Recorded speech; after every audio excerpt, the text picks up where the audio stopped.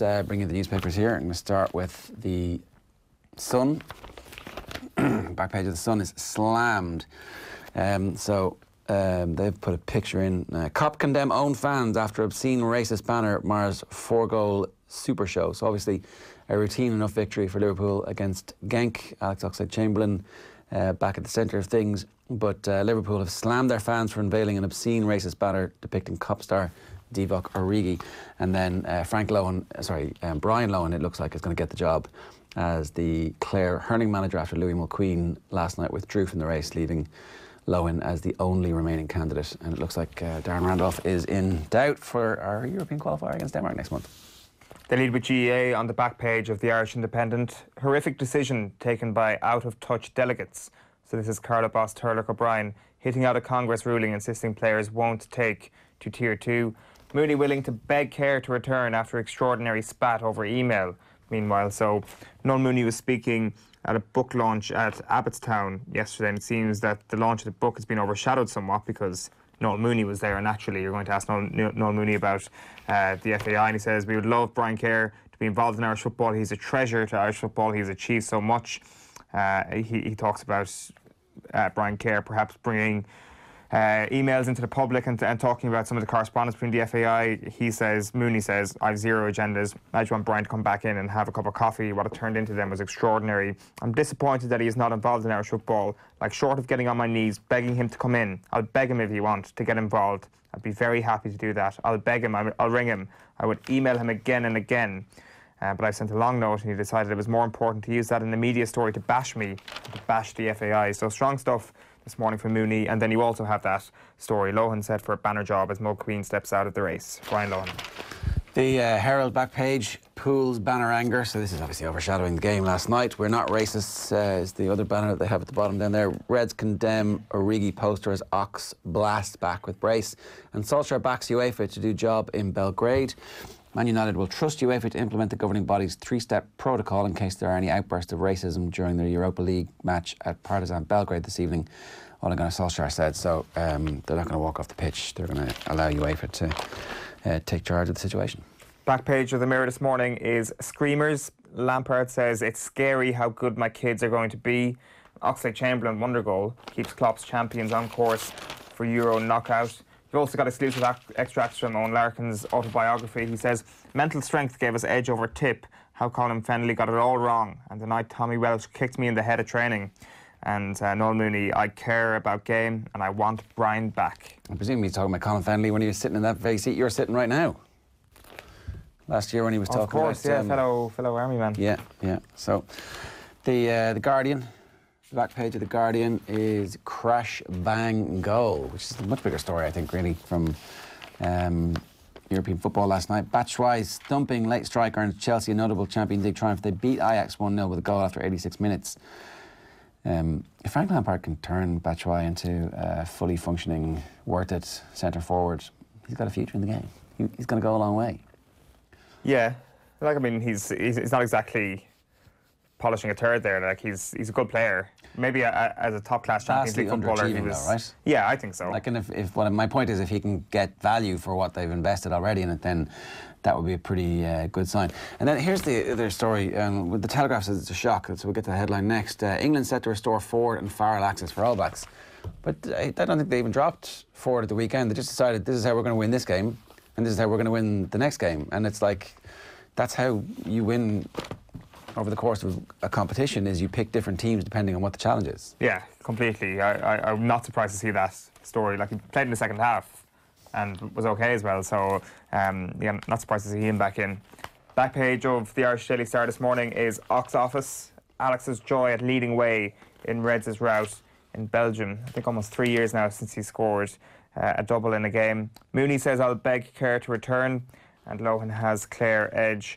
Meanwhile, step in the right direction for Keogh. So watching on Derby's Ireland star Richard Keogh, who was injured in a car crash recently and will miss the rest of the season at the Rams game at Wigan at Pride Park last night. Telegraph, England planning shock forward recall, but it's not really that much of a shock. I think they're trying to bump it up, all right. And then Blues Hero, that's a picture of Batshuayi celebrating after they beat Ajax. David Dilling was very interesting in the studio yesterday, saying he's really looking forward to that game to see how much progress Frank Lampard had made. So must be pretty happy with how they actually performed last night. Yeah, and then kind of you can single out the performance of Christian Pulisic, who's struggled at the start of his Chelsea career, coming on and playing really well yesterday. Back page of the Irish Daily Mail is Lohan's run. Mulqueen drops out as banner hero, takes reins. And it was easy to choose Ireland, says McIlroy. So this is ultimately an easy call for him, deciding to stand under the Irish flag at the Tokyo Olympics next summer. And Clive Woodward says Owen Farrell is the Roy Keane of English rugby. The comparisons seem to begin and end at the fact that Farrell can be a bit moody before games. We'll come back to that a little bit later. Lohan's run is a cultural reference. It's a bit out of date.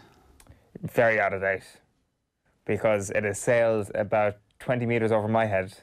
There was a 1976 science fiction film called Logan's Run. Right, okay. Any good? Don't know, haven't seen it. In the year 2274, young residents enjoy an idyllic, hedonistic lifestyle, Owen. Bit like you in Tokyo. Oh, full hedonist. Within the protective confines of a domed city. The general belief is that when each person turns 30, they're reincarnated for another blissful life cycle.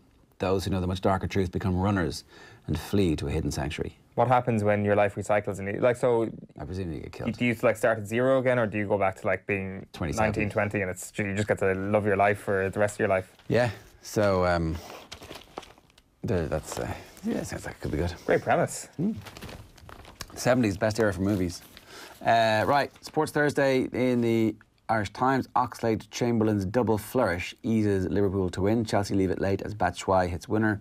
And United prepared for worst case of racial abuse scenario. That's the headline over the piece of Ole Gunnar Solskjaer's press conference yesterday. And then backing All Ireland League should be a no-brainer for Irish clubs. Big meeting in Dundalk tonight where the proposal will be put to a bunch of clubs from both sides. This is Kieran Lucid's proposal for an All-Ireland League. Rangers need to make Mark O'Neill. Crossmaglen expect a real battle as they take on Monaghan winners Clontibbert. So Ulster Club Championship gets underway in earnest this weekend. It's going to be pretty interesting to see exactly how far this Crossmaglen team can go, because they're not the same team, obviously. That was the dominant and greatest team of all time in club football, but, you know, it's still there in the DNA, it's still there in the bones somewhere. For sure. Back page of the Times, the London Times. Super sub Batshuayi stuns Ajax. Ford set for a recall to face New Zealand. And Cardiff failed to protect young stars. So Cardiff City admitting to the existence of an unacceptable coaching environment at their academy after an investigation into allegations of bullying. A statement was issued last night. Cardiff didn't name anyone, but referred to accusations against current and former employees, conceding that there was a lack of effective safeguarding processes. Cardiff said they regret the impact this has had.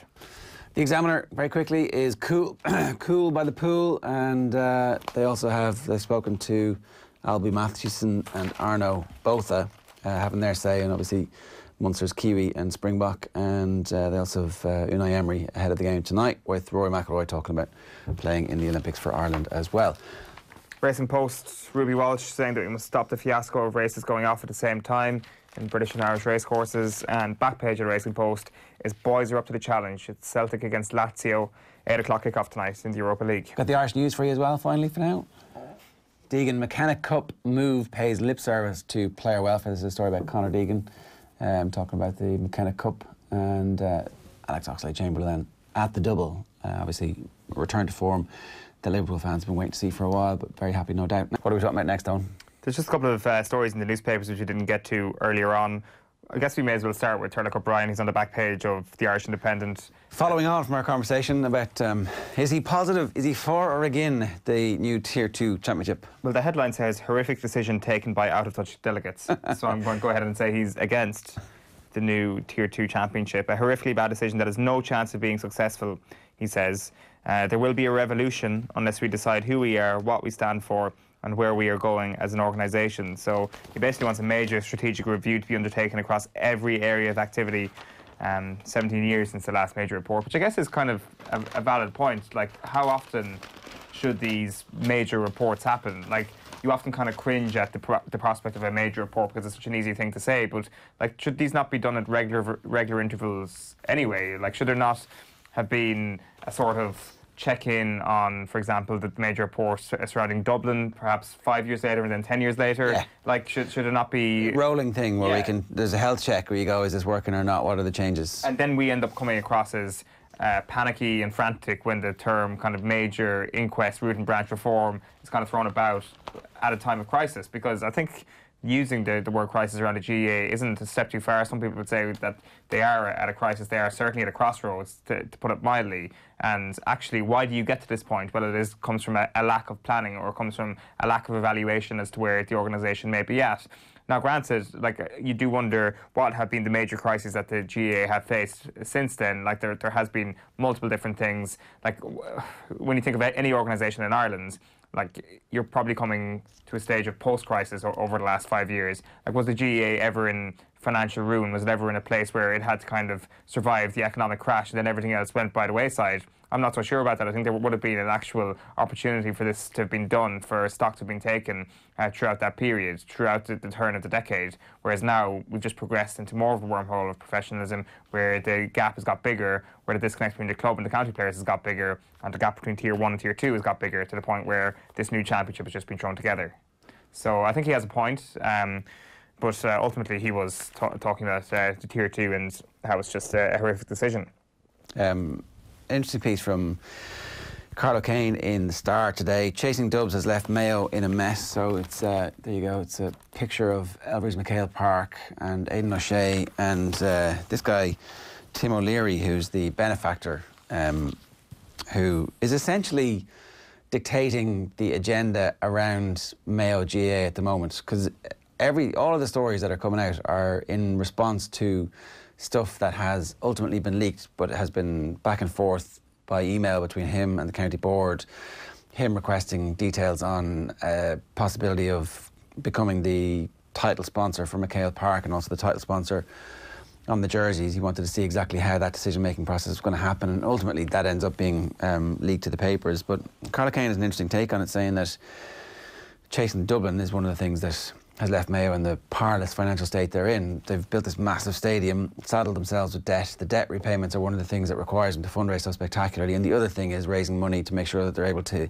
pay for the support team to make the football team nearly as good as Dublin. And ultimately that means you end up having to go to people like Tim O'Leary and getting them involved and giving them the power of asking, where's my money going? And it's not a great situation you find yourselves in, but he's made an interesting kind of point about the Dubs and their essential refusal to build their own stadium. They have the use of Croke Park, and as a result, they've been able to invest their money in whatever it is they want to do, which is the team, or they've obviously bought the land around the spa well, but there's no sign of that being redeveloped just yet. There's still they still haven't had to fundraise to build their centre of excellence, and he's making the point that Meath and Louth are currently in the throes of multi-million euro stadium redevelopments. Two neighbours about to spend millions and burden themselves with debt for years to come. It's too late now, but would one 10,000 capacity stadium in Drogheda not have done the pair of them? A stadium on the M1 that other counties could have used, and if Meath or Louth need Croke Park, then go to Croke Park. It's baffling that no one takes note of what Dublin are doing here, which is absolutely nothing. It's a good point. Yeah, it has been mentioned before as well. Like, ultimately, if you're in Dublin's position, you're saying to yourself, well, we can get Croke Park whenever we want. Why on earth would we be spending money that we actually don't need to spend, because we have an absolutely ideal situation? Like, but even on the GAA's front, are they turning around and saying to themselves, well, actually, no, Dublin, you can go and do your own thing now. You will not be getting Croke Park for your home games. Go and spend millions of euro. No, because that would make no sense. Exactly. So, like, I think it's worth pointing out, and I think it's worth pointing out in terms of what a disadvantage other counties are at. But, like, what does it change on Dublin's front? I'm not sure is there an actual move to be had here, or is there an actual change to be had here? No, but it's like doing nothing. It's like, don't be investing all your money in stadiums that are going to be used 5 or 6 times a year and that are never full. That's definitely true. Like, maybe full once a year. Like, he makes the point when Armagh won the All-Ireland, they had no county ground. Didn't matter a jot. Whatever money they had went to their training ground in Callan Bridge. For Mayo, though, there's no going back now. And, you know, this... But, like, ultimately, there is more to what the county board spends than the success of the inter-county team. Like, I'm sure Armagh GAA has benefited hugely from the development of a ground.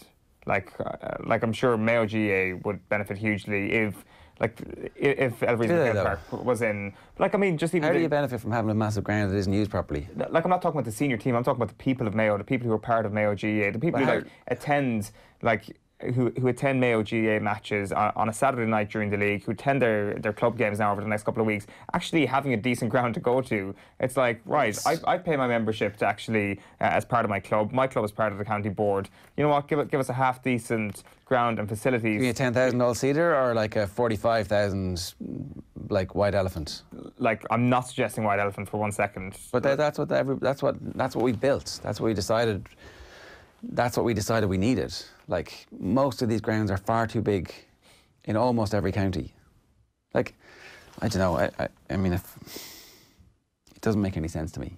Like, actually starting from scratch and building these ginormous stadiums, relatively ginormous, like, okay, that does not make sense one bit. But ultimately, looking at where our finances are going within a county GAA setup, and just saying that, well, more should be going into the inter-county team is kind of counterproductive and kind of again, well, it's definitely not counterproductive. It will be productive for the team, but it kind of goes against what the GAA kind of is. Like, county boards have other things to spend on, and granted, if you had some sort of special fund that went directly into inter-county teams, then that's great. If that's what your trips to America is based on, that's solely for the inter-county team or whatever it may be, then fantastic. But say if our Elvery's money is actually going to fund everything to do with Mayo GAA, it's going to fund grassroots, it's going to fund coaching, development officers, then fantastic. Because that ultimately, for me, is the most important thing. Yeah, well, that's where everything comes from. But ultimately, if you've got a big stadium and you've got to repay your debts, it's a disaster. Yeah. Anthony Moyles, again, lots of brilliant ideas being presented within the fixtures task force. Why not wait for the findings? Why try and wedge this in now?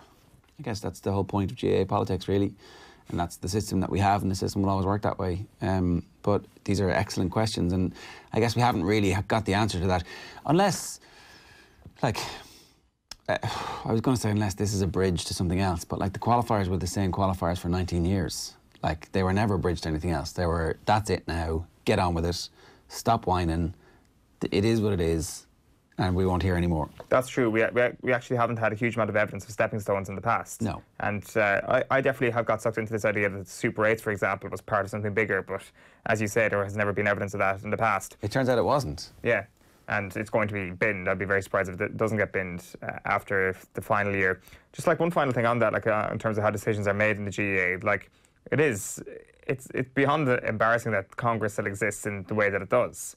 Like, if we want real change, Congress is just, it's just not the way to go. And there is this kind of illusion that it serves everybody in the GAA, but it really doesn't. Like, I mean, Mayo people wake up this week and they actually see that they're not even represented by their county board person at Congress. But like, to even suggest that county board men or women actually represent the real interests of GAA people in their county would be a bit of a stretch, and doing them way more of a service than they actually deserve, because that's not how it works. There were other things, like there were kind of I scratch your back, all that sort of thing, and that's how Congress tends to work, and it is kind of an archaic mechanism for decision making. Yeah. Made by quite often people who just don't actually understand what is required to move this organisation onto the next level, and even to their own county's interest, what it takes to move them onto the next level.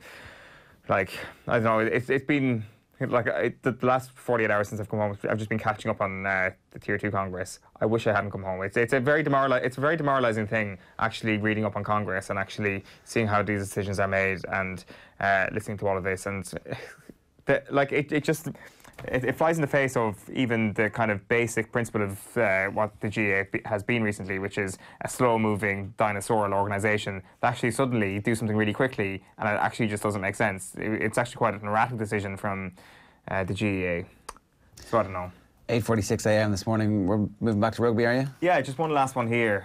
Farrell is England's Roy Keane. Captain has the same uncompromising, fiery and combative attitude as United legend, and I love it. This is Clive Woodward, who is talking in the Irish Daily Mail this morning, saying that he's always viewed Owen Farrell as a dogs of war player, a sporting blood brother to Roy Keane, one of my favourite footballers. Hard as nails, incredibly competitive, uncompromising, fiery and combative.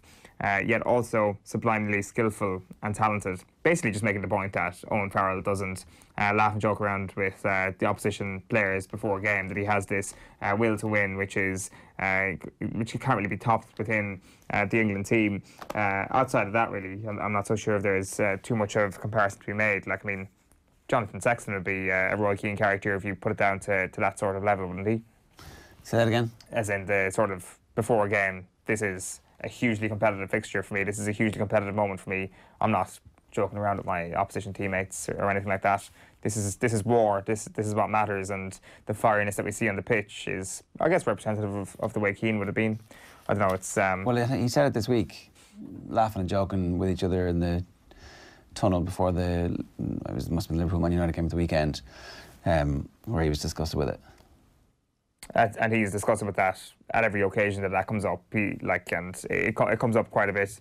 You saw Christian Pulisic when he came on last night. Actually, high five the right back from Ajax, the other United States international. Roy Keane would have been absolutely squirming in his seat wherever he was watching that last night. Yeah.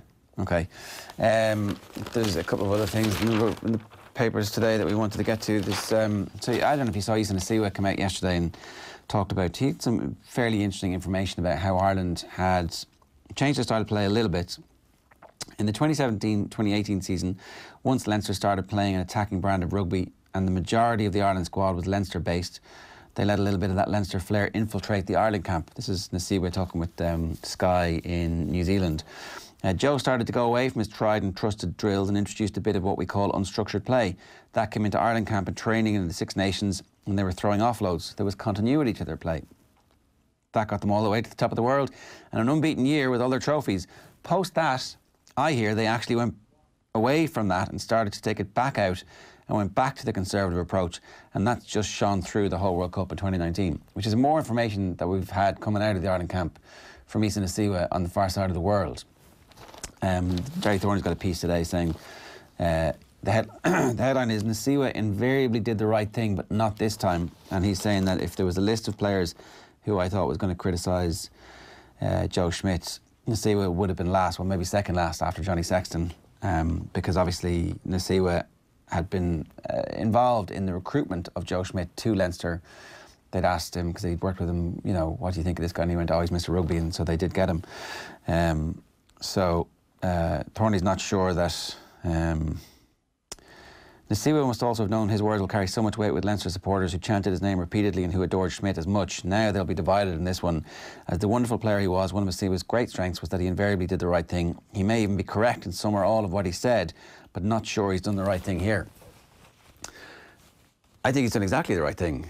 He's given his opinion when he's been asked for it about what the hell happened. He's used the information that he has, which is clearly from people within the camp, and he's gone public with it. And this is exactly the type of reporting and opinion that we need from our former players. Like, the first thing I thought of when I saw Nacewa's stuff was like, let's get him on, let's talk a bit about that, because, and actually, had the thought during the week, wouldn't it be great to have somebody like him involved? You know, he had that year of being a skills coach, and obviously he's back down in New Zealand now, but like somebody who understands the rugby culture of a different place and the rugby culture of here, it might be nice to have him involved somewhere along the way. But I think he's done exactly the right thing. He said, and it must have been really hard for him to say that, because he clearly got on very well with Schmidt, and I think we should be welcoming that as opposed to saying it's the wrong thing to do. Yeah, it's a brave thing to do as well on his part. It's interesting what he says though. Like, I mean, we've been saying, was 2018 the real Ireland, and then 2019 kind of a B version of it. Maybe actually Joe Schmidt thought that 2018 was kind of the B version of Ireland, and actually we're going to keep our powder dry, and then boom, first game of the Six Nations, we're going to hit England with what we've really got, and then that just crumbled everything. Yeah, I don't know, more of that from Issa, I would argue, as opposed to less.